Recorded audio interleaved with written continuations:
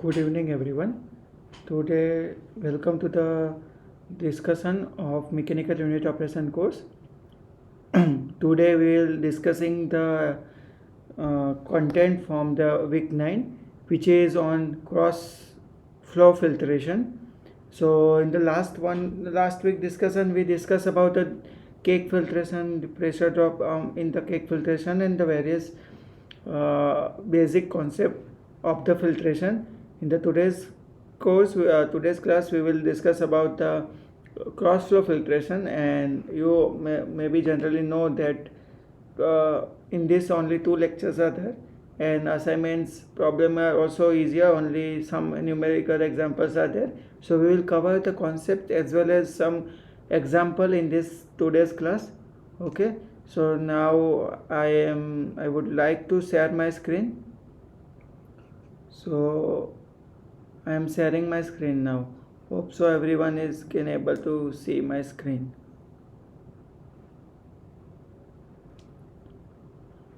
Yeah. Okay. So I start to present my presentation. Okay. So this is the week 9 discussion on cross flow filtration, and there are basically two lectures in this topic, cross flow filtration 1 and 2. Simple. This is the outline of today's discussion. We start from the cross flow filtration, then the important part of the filtration is membrane, which actually useful to carry out the filtration, that membrane. After that, which types of membranes for different processes we are using, molecular weight cutoff, what is it, membrane modules, permeate flux of ultrafiltration, examples. These are some calculation concept which is useful for the examples, and at the end, concentration, polarization. So I am covering the important parts in this chapter. Okay, so and the assignment questions which are based on the some important parts, those parts are covering in this particular discussion. Okay, so first we start with what is the actually cross flow filtration is. Okay, so last time also we discussed basically in that also we in the last lecture we discussed the brief introduction of the cross flow filtration. Now we go into the much deeper conceptual and calculation part. Now basically you know that cross flow filtration is also known as a CFF, or it's also sometimes industrially known as a tangential flow filtration. Why? Because here you know that filtrate is going as you can the feed is going in this direction, you will get filtrate from this membrane, and permeate will be in the, it will not form the cake because it will form the thin layer of the solid particles on the membrane surface, not the cake kind of it's a cake kind of configuration. So another thing is, okay, the membrane separation is always taking place with the help of cross flow filtration. So we need to take care of the membrane also. Now, so it is a filtration technique in which the starting solution passes tangentially along the surface of the filter. As you can see here, it is a membrane, and at the end you are getting the permeate flux which is come out of the membrane, and which is stay back, it is known as a retentate, which is we directly recycle it for better purity, and this from this feed is coming, this is a membrane, this is a flow, this is a cross flow of this feed, whatever part it's going past through the membrane, and which is the known as a permeate, or which is a purified mixture. And RO system is the well known example of this kind of filtration.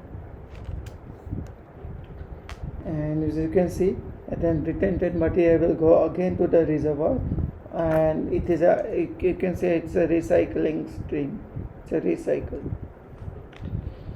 So this is the basic structure of the cross flow filtration. Now if you know that what is which we discuss in the textbook definition, then you know that the cross-flow filtration and suspension is flowing above the membrane surface or filtrate surface, and at the end you will get the concentrated suspension which has more concentration of the solid particle into the suspension in the form of suspension. This is your filtrate, and as you can see, it is applied for the concentrating suspension of fine particles or colloidal material or to the fractionated solution of macromolecules. You need to keep remember that this is useful when we are dealing with the fine particle or the colloidal material. If the material particle size of our filter media filtration process is much larger, then we can go for the cake filtration. Fluid suspension flows under pressure at a fairly high velocity across the filter medium in cross-flow filters. So suspension flow under pressure at a very high velocity. We have to make sure that our whatever suspension will flow, which is flowing at a particular high velocity, that it can be useful for the aiding the filtration process, and pressure difference will be created easily. Then thin layer of the solid may form on the surface of medium, but high liquid velocity do not allow it to build up, because it's here the velocity is continuously high. So that's why this thin layer which is already formed of the solid on the surface of the membrane, which is not building up. And portion of the liquid passes through the medium as a carrier filtrate having a more concentrated suspension is known as a retentate. Okay. Now here you can see that the process fluid cross flow is going on there, and in the membrane it is perpendicular to the flow, which is mentioned the cross flow, and you will get it to the final product in this as a form of permeate. So ultrafilter is a cross flow unit consisting of here example. If you want to see the example for the cross flow, then ultrafilter is a well-known example which is used to cross flow filtration, which consists the membrane with extremely small openings used for the separation and concentration of the colloidal particles in the large molecules. Now here I am showing one small video in this cross flow filtration process is demonstrating, and that is a easy understanding purpose of the cross flow filtration process. So it is obviously some company's video. So it's a cross flow filtration animation, as you can see. Wait.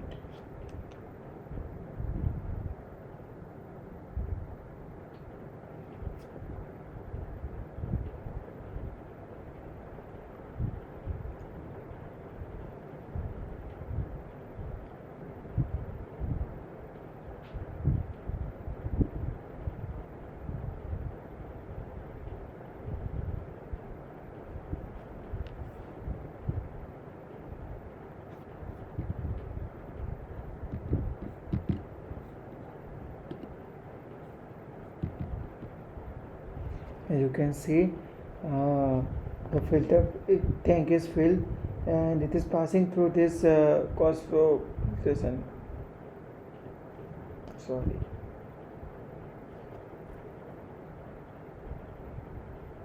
Sorry, I am just again starting from the first. As you can see, this is a cross flow filtration animation. It is from the ATEC from industry, and this tank is already filled, and it passes through the pumping through this it reaches to the filter medium, and whatever product it filtered is you already got, and then again it is going to the circulation. Two types of recirculation process is going on. One is to directly to the tank, and another is some recycling loop is there. Now you can see this filter medium is these different various tubes are there. In that filter medium is there. So here you can see this membrane layer inside. It is support from the alumina. It has alumina support in it, and you can see that clearly different separation of solid from the liquid.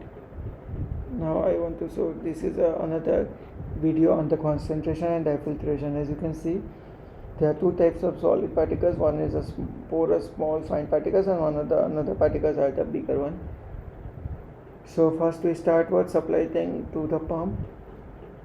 Supply tank in the tank which have the feed material, it is passing through the sensor, some sensors and pumps to the filter membrane. And after filter membrane you will get one permeate or filtrate medium which is stored into the, if your prime focus is to remove the solid particle, then it will store into the tank and you will get pure retentate as a product. This is the totally different on the previous example. Here their permeate is the waste product, and their supply part where they want to remove the solid particles from their supply or their feed particle. And as you can see here is actual video of how it is look like. So it is a computer control panel. Some people are discussing how to what is the exact. Okay, as you can see, fine particle removal of this fine particle is taking place over here.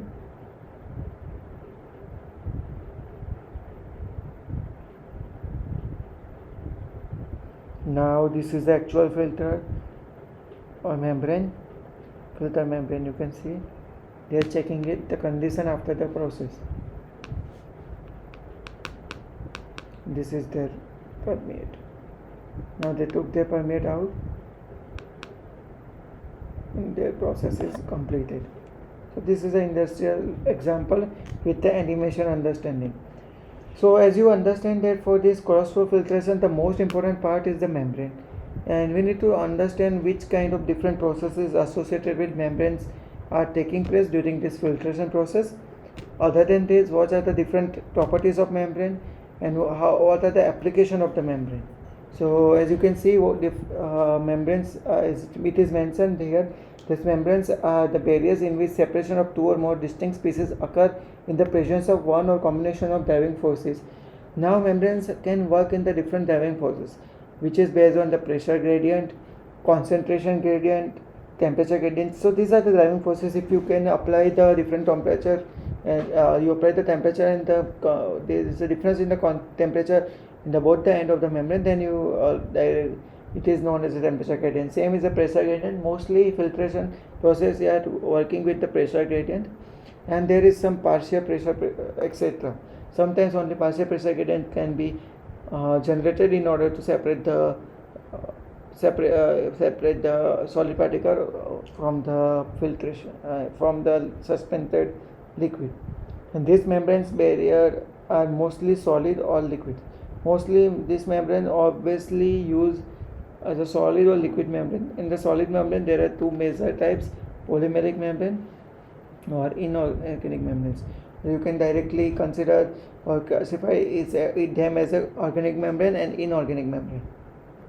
Now again, if you want to classify the membrane process according to the driving force, then you can, here in this chart you can see that membrane process classification based on four different driving forces. First is the pressure driven forces, so pressure driving force, which is used for the membrane filtration, ultrafiltration, nanofiltration, and at the end RO, reverse osmosis process, where reverse osmosis is the highest finer material you can use for the filtration. Then if you discuss about the concentration gradient driven process, then there are mainly dialysis and vapor permeation. In the kidney also we are working with dialysis. Some dialysis membrane we are using. Electrical potential driven process, and sometimes electrodialysis, electroosmosis, and electrophoresis are some kind of process we are using, in which we are using the membrane. Most important, if you want example, then hydrogen fuel cell is also one kind of membrane driven process. But this is a membrane process based on driving forces. It's not the filtration process. These pressure driven processes are major part of the filtration process using membrane. Then temperature gradient driven process, it's also separation process but based on the membrane distillation operation. So here it is not directly based on the filtration, but yeah, pressure driven process also sometimes associated with the two different driving forces, like not only pressure but also temperature. This is for an example. Now membrane preparation by phase inversion technique or immersion precipitation. There are many techniques one by using which you can prepare the membrane. This all are example textbooks example from the lecture itself, and some added animation or some process in conceptual description is mentioned in this presentation. Why we are discussing this conceptual thing? Because most of the questions in assignments are based on this kind of questions. So membrane preparation by phase inversion technique. So here, as you can see, that first we take some support on which we prepare the membrane. So in the support, it leaves a solvent which is a non-solvent, which we use it, and it is prepared the film-like structure. And we always use this non-solvent. Why? Because our membrane, if we directly use our solvent, then it is bind the membrane particle or the porous media on the membrane. So we are using the non-solvent, and at the end we will dip into the final solvent, so it will convert it into the form of membrane, and at the end we will get the porous membrane which desired chemical like organic polymer or sometimes inorganic material, or you can say some liquid film material like this. Now this is a very simple video on which you can see clearly when I will start that they will form a small film, and then after that on the support, and after that they will dip it into this non-solvent. Okay, as you can see, they are ready with this is just film making apparatus. So this is the material for which they want to produce the membrane. So they pour the material there. Now you can see it's automatically generate the film of that particular material or some organic material. You can see. Now they will remove this support and they will pour into the non-solvent. As you can see, the whole film is converted into the membrane now. So this is how the simple technique for the generation of the membrane at the research scale, and at the same time in the industrial scale also. So this is how the membrane preparation by inversion technique or immersion precipitation techniques is taking place. It's very easy technique. If you also want to make some membrane, then you can also try this simple technique. You also don't require this automatic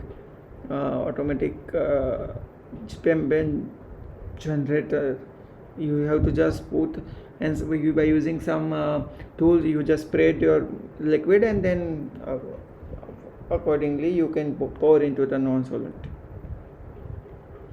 Now some of the properties of membrane affecting the separation. Okay, so these are some of the important parameters we need to take care, which can is responsible for the separation process, and they can easily affect to the process. First is the chemical nature. So majorly there are two natures, membrane nature, chemical natures are there, organic and inorganic. Generally most of the inorganic membranes have more strength and more versatility than the organic, but some specific operation can only taken place in the presence of organic membrane. Now, and the second point is nature of pore opening. Sometimes homogeneous microporous membrane is there, or sometimes microporous membrane is there, or sometimes homogeneous membrane is there. So depending on to the microporous, as you can see, these kind of pores are there. This is suppose a membrane, so their pores are connected is like this, and homogeneous easily this small hole, like it's perfectly like beehives. Then presence of charges. So according to some application, we impart some charges into the membrane, so our separation process can enhance easily. So if charges presence on the membrane, then we need to take care of that also. Then degree of asymmetry. So membrane has obviously asymmetrical nature, and asymmetrical membrane are always used for the separation process. But what is the degree of how much asymmetry is present in the particular membrane, that we also take care of and we want to discuss. Then is different types of membrane which are used, like on the basis of configuration, then it is known as a asymmetric membrane. So there are many membranes like symmetric, asymmetric, composite, microporous, ion exchange, microporous, charge membrane. These are depending on the preparation of the membrane preparation. So according to then we can classify into the various types of membrane which are using in our particular applications. Now, so basically we in the filtration process, because we are dealing with the filtration operation, and discussion of our discussion is mainly based on the filtration. So in the filtration mainly pressure driven membrane separation processes are used, and these are also very well known, like microfiltration we all know. Other than that, ultrafiltration process, microfiltration has a range in the micron. If you want to separate the solid particle from the suspension which are present in the which has a size of some micron, you can go for the microfiltration. Ultrafiltration is lower size than microfiltration, and then the nanofiltration, which you want to separate the solid particle which has a size of nanometers. And then reverse osmosis is a very well known process in which we are using for the desalination. In the household RO filtration are very common nowadays, so which has a very fine particles size which can also be separated out by using the reverse osmosis process. Now various applications of this microfilter, this pressure driven membrane separation or filtration process. Clarification: if you want to clarify your liquid, or generally in wastewater, if you want to clarify wastewater or sterile filtration, then microfiltration will be used. Separation of the macromolecules: when you are dealing with the polymer different compounds, and if you want to separate out, then ultrafiltration process will be used. Separation of small organic compounds and selected salts from solutions. So when you have small organic compound and some salt materials from the solution, if you want to separate out, then nanofiltration will be useful. Separation of the microsolutes and salts from the solution. Then RO will be used. And microsolutes, which are, you can say, treating the wastewater or treating the water. Separation of gas mixture, gas permeation membrane will be used, and separation of ions from water and non-ionic solids. So these are different kind of applications based on the pressure driven membrane separation, or you can say the pressure driven filtration or cross flow filtration. So here it's a range of the particle which we are using for different kind of filtration, pressure driven filtration, ranging from the microfiltration to the reverse osmosis. Here you can see that if you use the raw water, and if you want to separate it out in the micron sizes, our retained material water should be in the micron sizes. Then it has suspended particle, some oil immersion, some bacteria, colloidal haze, viruses, everything is still present in there. Then we are using the microfiltration. And if you remove the permeate out of it, then it consists this kind of material in it. Okay, so if we go for the much then as you can see, the membrane, this transmembrane process or cross filtration process requires the pressure of 0.2 to 5 bar. And if we go to if you have much smaller particles than this, which is 0.1 to 0.01 micron, and if you want to separate it out, then you use this ultrafiltration process. In ultrafiltration process, mostly protein and some macromolecules, submolecular organic groups, all are still will be passes through this ultrafiltration. And if you want to remove it, and this ultrafiltration process will take place at the pressure of 1 to 10 bar.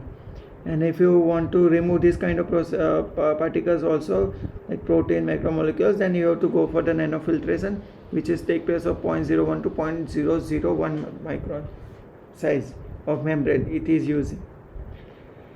And it is taking place at 5 to 10 bar of pressure you have to provide if you want to remove it. And at the end, if you want to go for the separation resolution at 0.001 to 0.0001 micron, then reverse osmosis is very well known process. In that, pressure range is very 10 to 150 bar. Only some monovalent ions only can remain after this, and you will get a permeate or filter is a very pure product if you go through all this process, or if you go through the reverse osmosis at least one process. So this is the same data which is also presented in textbook in the form of table. As you can see, this microfiltration which is used, and which use the driving forces as a pressure gradient as a driving forces, and which can separate 10 to 0.1 micrometer size, which used for the small particle large colloidal microbial cells. Ultrafiltration has a pressure gradient of 0.5 to 10 atmosphere, which this may be different depending on the literature, but yeah, you can understand that pressure is not that much important, but separation size is important. You have plenty of the questions on your assignment on the basis of separation size range. So in the ultrafiltration, the separation size range is less than 0.1 micrometer to 5 nanometer, and it's in,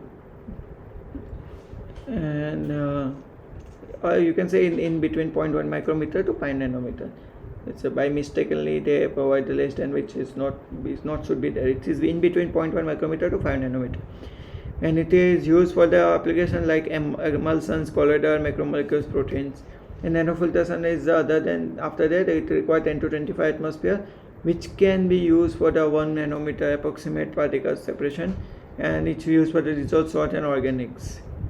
And then reverse osmosis, which is also known as a hyperfiltration. If someone asks some question on the basis of hyperfiltration, then please understand that it is nothing but the reverse osmosis only. Then pressure gradient is 25 to 135 atmosphere, and the separation size is less than 1 nanometer, and which is we use for the dissolved solids and small organics. Electrolysis is another field which we are using the electric field gradient as a driving force, and the separation size range is less than 5 nanometer, which is used for the dissolved salts. Dialysis is the concentration gradient. Dialysis always uses a concentration gradient. There are two different kind of concentration, high and low. Then high to low is taking place, dialysis process taking place, which has used for the less than 5 nanometer separation size range, and treatment of renal failure, which we can use for this.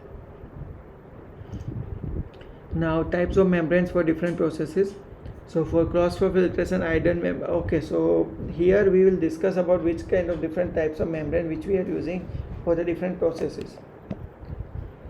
Okay, so for first we will start with the ideal membrane. So they have the properties of high porosity and narrow pore size distribution, and largest pores slightly smaller than the particle or molecule to be separated.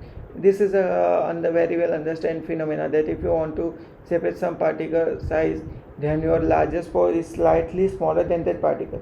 Otherwise, that particle also come along with your final product. Now asymmetric membrane generally preferred for cross-flow filtration. Whenever we are using the cross-flow filtration, the most important kind of membrane is asymmetric membrane. Why we are using it? Has a thin selective skin supported on a thicker layer with a large pores. It has a large pores and some thicker layer support is there. On that thin selective skin is used, and large pores in support to decrease the hydraulic resistance. So large pores is always used for to decrease the hydraulic resistance which is created in the suspension. Several kind of polymer are used for the ultrafiltration membranes, ultrafilter membranes, such as cellulose acetate, polyacrylonitrile, polysulfone, polyamide, etc. So most of the time of ultrafiltration membrane, it is taking place by using some organic polymer like cellulose acetate, polyacrylonitrile, polysulfone, polyamide. Skin thickness and average pore size of ultrafiltration membrane can be varied by changing casting condition and post-casting treatment.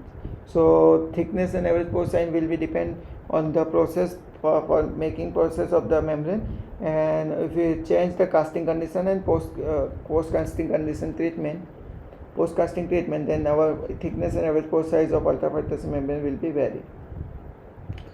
Now again, if you discuss about more about types of membrane used for different processes, then ultrafiltration and microfiltration membrane are also prepared from sintered stainless steel or other metals and from porous carbon or aluminum. So there are various ways to form this UF and MF membrane, which can be made out of some stainless steel material, or sometimes in the these are the inorganic materials or the inorganic work of the membrane process, which is much more sustainable and versatile. So which is also from porous carbon or aluminum. Now usual method for the preparation gives membrane with fairly large pores, which is 1 to 100 micrometer. Now, however, by partially filling the surface layer with inorganic material, produce asymmetric membrane with controlled pore size. So generally, if you use for the preparation, by using the conventional preparation method, membrane will have large pores of ranging from the 1 to 100 micrometer. But if you want to control the pore size, then you have to partially filling the surface layer with inorganic material, which can produce asymmetric membrane with controlled pore size. Now, advantages of inorganic membranes over the polymeric membranes. So, which you have to remember because it may be there in the assignment questions, exam questions. So, inorganic membrane or polymeric membrane has advantage, which is it can operate over at high temperature. It can have a high mechanical strength, and it can better stand chemical cleaning or sterilization treatment. Okay, now let me drink water.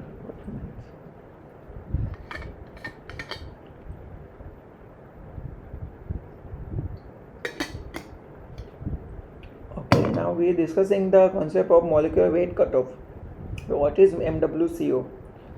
Now, as you can see in this picture, UF membranes have a range of pore size in the selective layer.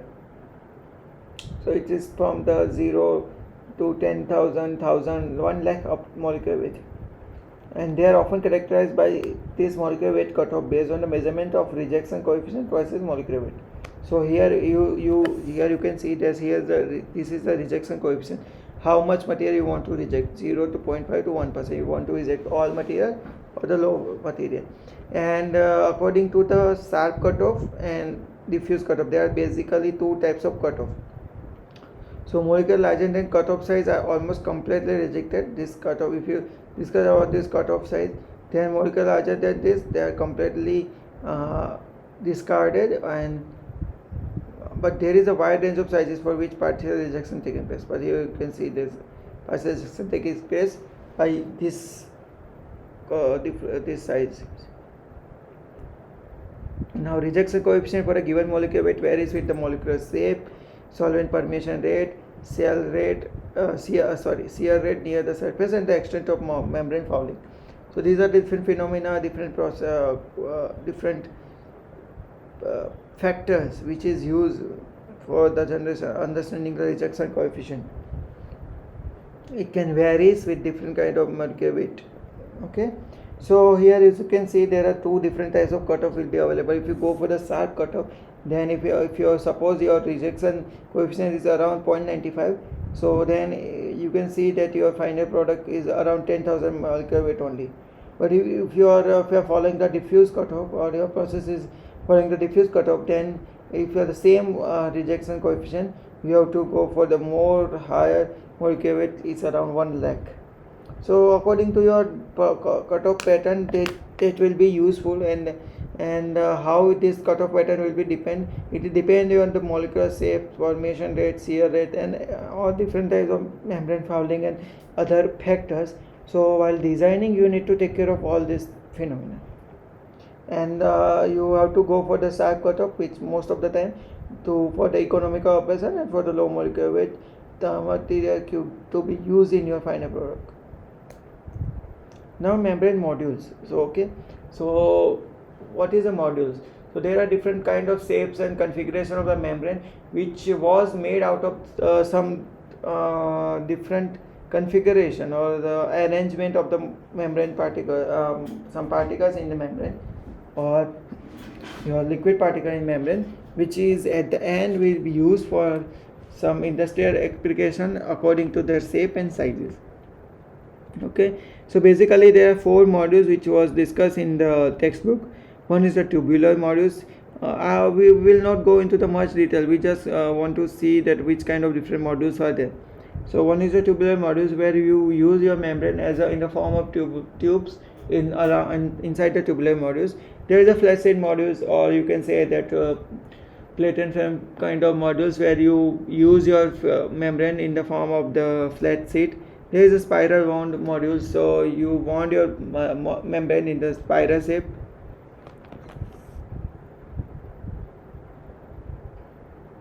Like this, and sometimes hollow fiber membrane or fiber modules, which use hollow fiber membranes will be used into the hollow fiber.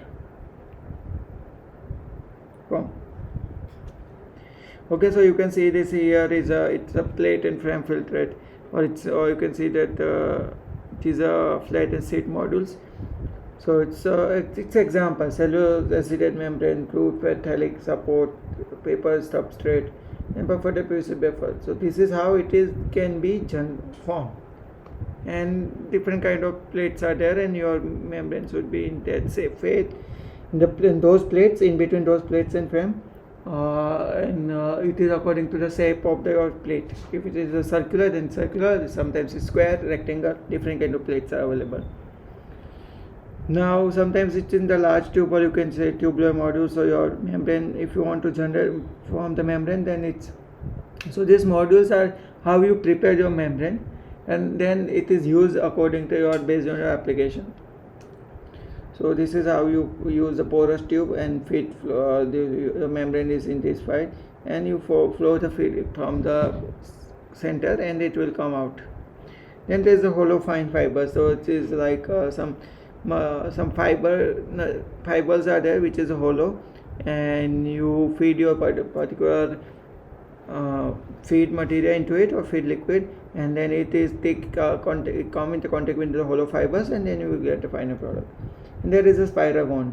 The spiral wound, if you want to prepare the spiral wound, then it is like this kind of structure, and in which it is low to assemble the material, and feed side spacer will be there. So this is a permeate side, and this is a permeate out. Permeate side baking material with membrane in each side include around edges and center tube. This is spiral wound, and feed flow will be come from this side, permeate out will be this side, and this will be your retented. Okay, these are the different kind of modules. You don't want to go into the much detail. If you want to see any concept in detail, you can follow a textbook anytime. Then this is a permeate flux of UF. UF means ultrafiltration. For ultrafiltration, if you want to consider the calculation of the permeate flux, then this is the process. So we will not go into the much detail. Yeah, we will just look into the what is the concept and what is the final equation. That's it. And step by step, if you want to derive it, then please follow the professor lecture or textbooks. So water is assumed to pass by laminar flow through the pores of selective membrane layer. So which is always assumed that water is always passed by the laminar flow through the pores of the membrane layer. So driving force is delta P by delta pi. So delta P is the pressure difference, and pi is as you can see, osmotic pressure difference, and epsilon is a void fraction of the membrane. So pores are not uniform cross section and are often interconnected. Thus nominal thickness of active layer L is multiplied by the tortuosity factor. So always remember that you need to take care of tortuosity factor, because in the membrane it's not of uniform cross section and often interconnected. Every time pores are not always uniform, and they are interconnected. So that's why thickness of the active layer is multiplied with the tortuosity factor. Tortuosity factor, as you can see there, if your membrane is like this kind of things, or this kind of thread or something, then your tortuosity factor tau will be taking place. Applying some how you can use this permeate flux or permeate velocity. If you just start from the permeate velocity, then it is mentioned that we will use the Hagen-Poiseuille's equation. Why? Because we always use the laminar flow in the pores of the selective membrane in the membrane process. So that's why we are using the Hagen-Poiseuille equation, and this is the Hagen-Poiseuille's equation. Delta P by L is equal to 32 mu by d square. Here our delta P is delta P by delta pi. That is our driving force. L is there. Tau is the tortuosity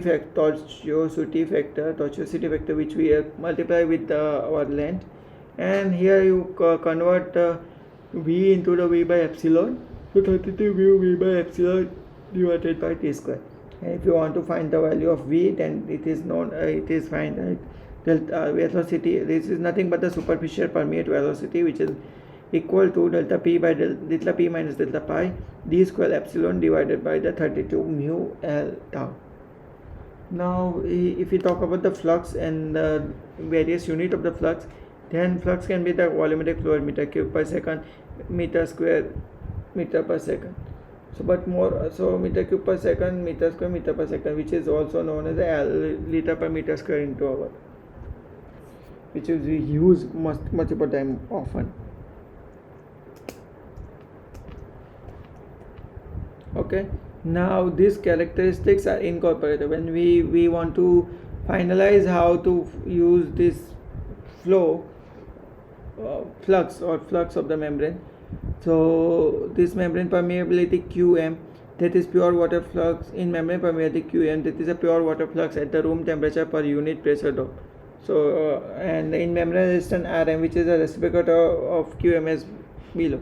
So velocity can be presented as is equal to Qm membrane permeability delta P. So delta P is the flux or pressure drop. That was in the simple word. So this Qm has a reciprocal value of delta P divided by Rm. Rm is the membrane resistance, which is an important parameter. Membrane has some resistance in your flow, so which is a reciprocal of the flow rate. Okay. Now general flux can be given by V is equal to delta P by delta pi. Here in the past you saw that delta P minus delta pi, d square epsilon upon 32 mu L. So that's why here it is clearly mentioned that delta P by delta pi divided by Rm plus Rj. All the other constants are converted into the form of the membrane resistance. Now membrane resistance is there, and another resistance can be formed when this film thin layer of the solid particle is taking place, although all are not in the any kind of film, but this thin film can be used has their own resistance, which is known as a gel resistance. So now if you want to correct the resistance, then if you can utilize it by R prime m. So R prime m is equal to Rm mu by mu naught. So mu naught is the viscosity of water at room temperature, and mu is the viscosity of the particular material or suspension. Now we will discuss about some basic examples. So some examples is already discussed in the professor's lecture. I changed the data and I changed a little bit, and we'll discuss. First example is like that. Other examples which we use, which I modified, and we are solving them also. So first example is tubular membrane. So membrane is tubular with a diameter of 4 centimeters. Okay, so diameter is 4 centimeter, and water permeability of the 475 liter per meter square hour into 80 atmosphere is being used for the UF of cheese whey at room temperature. The whey proteins have an average diffusivity of the 6.8 into 10 to the power minus 7 centimeter square per second. This is DO, and the osmotic pressure is given by this. So pi is given by this equation, so where we need to put the value of C. C is the protein concentration in grams per liter. Okay, so the mass transfer is described by, so if here mass transfer is taking place, which we describe from the Sherwood numbers. So Sherwood number is a combination of the Reynolds number and Smith number.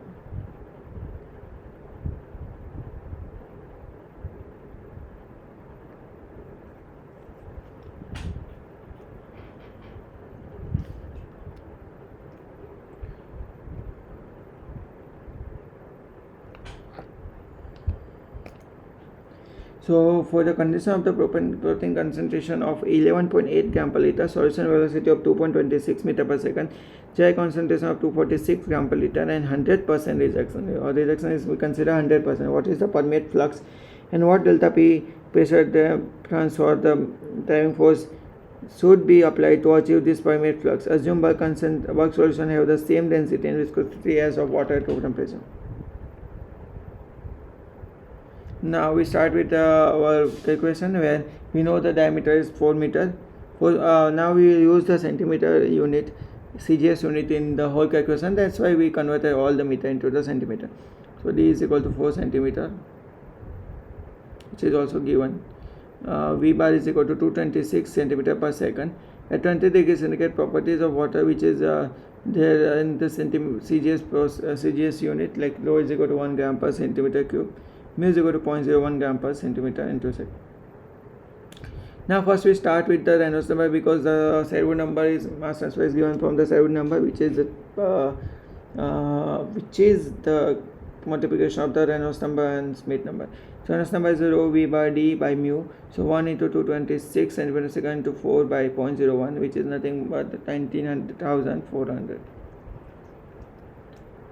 Now we find the Smith number, this mu by rho do, so which is equal to 0.01 upon 1 to 4 into 10 to the power minus 7, so which is nothing but 25,000.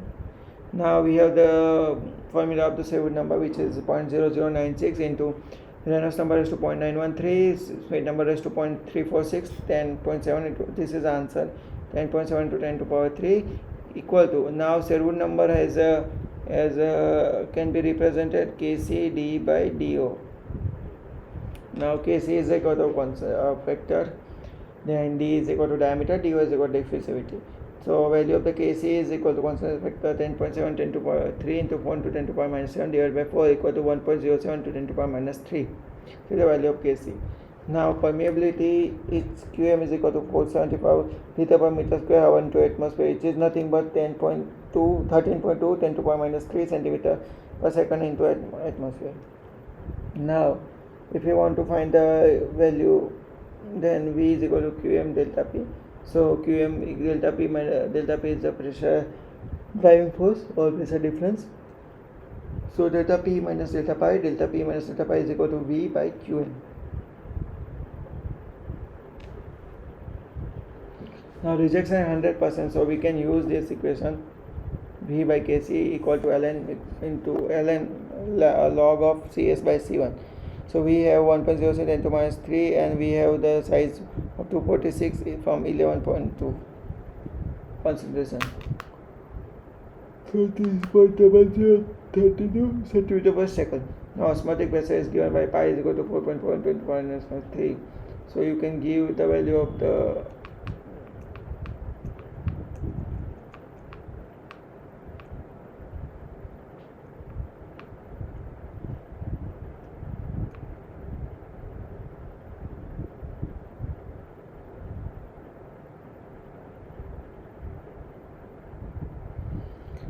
so Smith number is 25,000 and you get the Sherwood number is KCD by DO. Now if you want to find KC, we already found it. Now this is the osmotic pressure, which is 3.3 atmosphere. You have to just substitute the value of C here in our equation. It is the value of C which you need to submit. So maybe this is 300 is not correct. You have to submit your own value, and at the end delta P minus delta pi equal to nu V by Qm. So this is only you have to follow the method. What is the method for solving out these examples? We are not discussing about exact value or exact solution. So pressure drop is delta P minus delta pi equal to V by Qm. So delta P value, if you substitute all other values like pi and all, then at the end you will get the value of pressure drop is 3.54 atmosphere. Okay, so this is another example. Concentrating a suspension containing 6.5 micrometer spherical particles is being done using a membrane process. Okay, so here it is clearly mentioned, which has a permeate flux of 145 liter per meter square hour at 35 degrees centigrade and at a pressure drop of 3.8 atmosphere. Under the same condition, the pure water flux is 280 liter per meter square hour, and calculate the resistance of the gel layer. So there may be two types of resistance you need to calculate. So one is the resistance of the gel layer and the other is the resistance of the membrane. So here in this particular example we will calculate the resistance of the gel layer, and in the same example we will calculate the resistance of the membrane.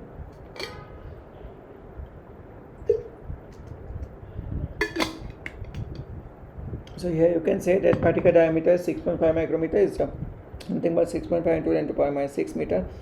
Then permeate flux is 145 liter per meter square hour. Now we have to convert it into the meter per second. So 145 then hour need to liter need to convert into meter, 10 to the power minus 3, and hour need to convert into second, 60 into 60, so 4.01 into 10 to the power minus 5 meter per second. It's a permeate flux. Okay, so this is a permeate flux. Then delta P is equal to 3.8 atmosphere, so we need to convert it into the Pascal. So 3.8 into 1.01325 into 10 to the power 5 Pascal. So 3.85 into 10 to the power 5 Pascal. Then we already have the permeate flux. Now we also convert the water flux into the meter per second unit. So it is also mentioned that it is a 280 liter per meter square hour. So 280 into 10 to the power minus 3 to convert it into the meter, and hour into convert into second, to 60 by into 60. So at the end 7.78 into power minus 5 meter per second. Now we will use the equation. So pure water is equal to delta P by Rm. Rm is equal to resistance of membrane. So Rm is equal to 3.85. Now pure water flux you have, delta P you have. You have to substitute the value in this equation, and then you will get the value of Rm is equal to 4.9 into 10 to the power 9 meter inverse. Now for solution by UF, if you want to solve by ultrafiltration, then the equation we know for ultrafiltration we have the equation of V equal to delta P minus delta pi upon the membrane resistance or plus resistance of to jet. Now you substitute the value here, and you know don't have the value of R jet, you have the value of Rm. Delta P, delta pi, everything you substitute the value, and then you will get the value of R gel or the resistance by the gel, solid gel, which is 4.7 into 10 to the power 9 meter inverse. So resistance unit is 1 by meter, you have to remember 1 resistance. Now this is the same example, but here we want to calculate the resistance of membrane rather than the resistance of gel. So that's why for the comparison purpose, nothing should be changed in the problem details. So it's the same 6.5 micrometer spherical particles. Permeate flux has a 145 liter per meter square hour at 35 degrees centigrade. Pressure drop is 3.8 atmosphere, and pure water flux is 280 liter per meter square hour. Now the same, the particle size diameter is 6.5 micrometer, permeate flux is 145, which is nothing but 4.01 into 10 to the power minus 5 meter per second. Then delta P is 3.8 atmosphere equal to 3.85 into 5 Pascal. Water flux is 280 liter per meter square hour is equal to nothing but 7.78 into 10 to the power minus 5 meter per second. Now the pure water flux, we already calculated this value in the previous example, but for the sake for the understanding we again do it. So pure water flux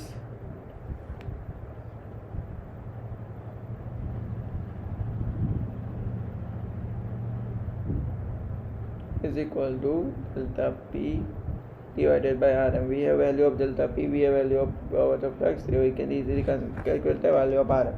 10 to 10 to the power 9 meter inverse. Now at the end we discuss some little information on the concentration polarization.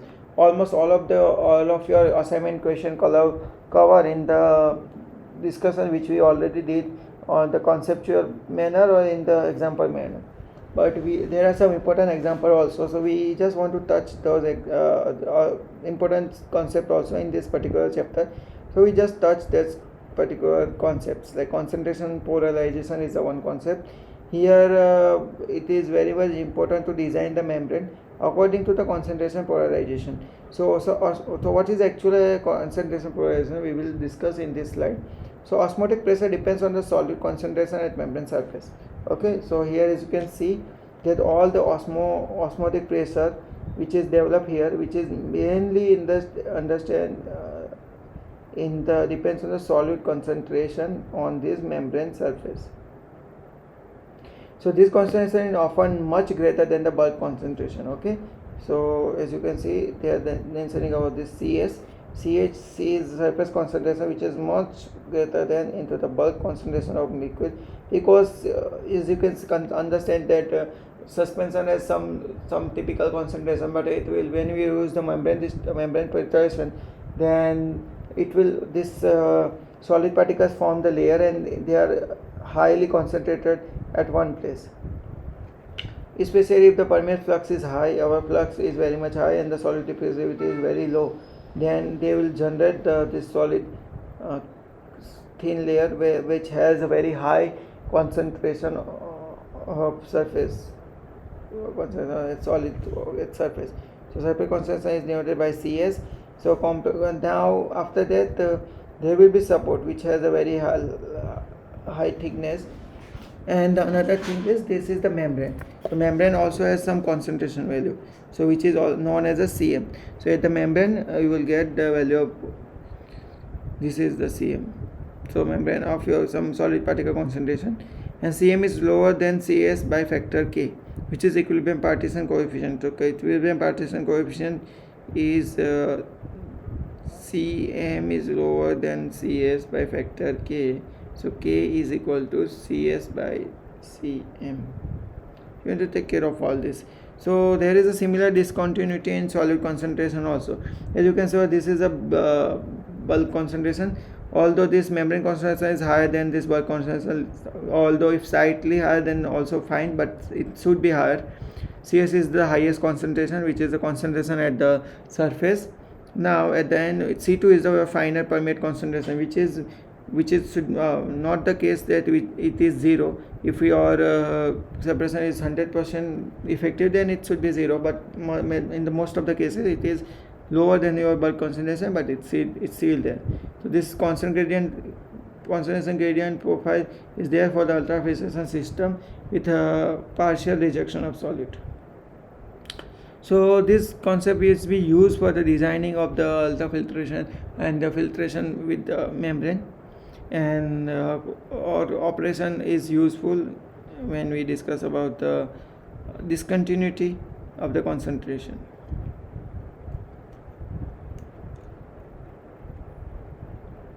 Now we'll go to the next slide.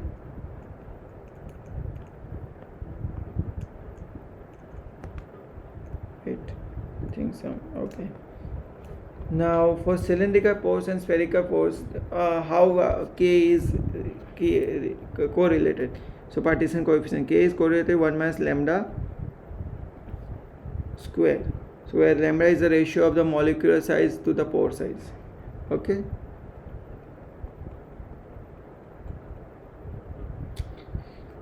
Wait. There is no change in the brightness in the final meeting. Okay, so K is equal to 1 minus lambda. This is the partition coefficient where lambda is the ratio of the molecular size to the pore size. What is your molecular size and what is the pore size? If you take the ratio of both of them, it is known as the lambda, which is used for the finding the calculation of the partition coefficient. Lower the value of K, higher is the rejection. If the K value is too lower, then your rejection is higher. So these are particles. These are the important factors in order to design the membrane. So effect of wall friction on solute diffusivity cause rejection to become quite high even when molecules are less than half the size of the pores. If your particle size is half the size of the pores, and then also wall friction on solute diffusivity case, rejection may be high or certainly high. Then osmotic pressure of the solution of polymers, protein and other large molecules increases significantly with the concentration. So when you are using the polymer, protein or other large molecule, then your osmotic pressure, you should take care of your osmotic pressure, which is increased significantly, not some small margin, but it will increase significantly. Now, so this osmotic pressure difference is indicated by the delta pi, when a significant fraction of delta P, even when the osmotic pressure of feed solution is negligible. Osmotic pressure of the field solution is negligible, but at the end, in the feed, during the operation, it will generate to increase the delta Pi. And the reverse osmotic concentration of polarization is treated using simple mass transfer equation.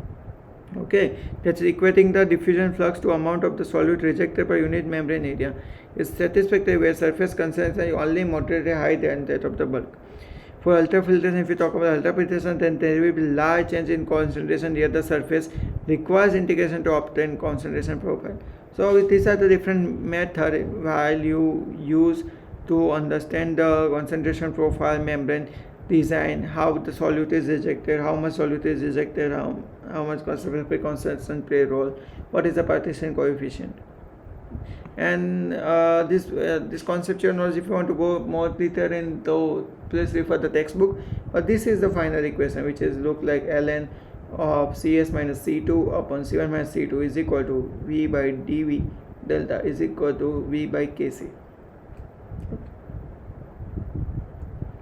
Now for these lectures, there are the certain books and references which we follow, and generally most of them are textbooks. So most important is if you want some data, then the Paris and chemical engineering handbook is useful for taking the data.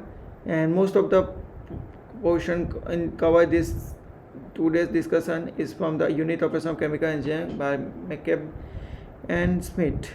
Then vertical reverse unit operation of particular solids are useful. Cushion and Richardson modules 2 second volume. Jankopolis transport processing unit operation and unit operation by Brown et al. And introduction to chemical engineering by the McGraw-Hill. These are some important books you can refer in if you want to go into the much detail of this kind of filtration, membrane distillation, and membrane not membrane distillation, membrane filtration processes. Now, like every time today, I quoted Galileo in his quote, which is mathematics is the language which God has written the universe. Galileo. So you don't have to always afraid of the maths. If maths is there it is the part of understanding the more this beautiful nature in a much more detail. So that's why, and this is my email ID you can use for if you have any query while watching this recorded lectures. Now with this I want to stop the screen sharing. I stop screen sharing, and at the end of the lecture, okay, I just want to say thank you if you are watching this lecture on the YouTube, and if you have any questions you can ask me on my mentioned email. And other than that, happy Navratri to all. Today is the first day of Navratri, and good night, good evening. If you have any doubt, you can directly contact me, and have a happy learning. Bye.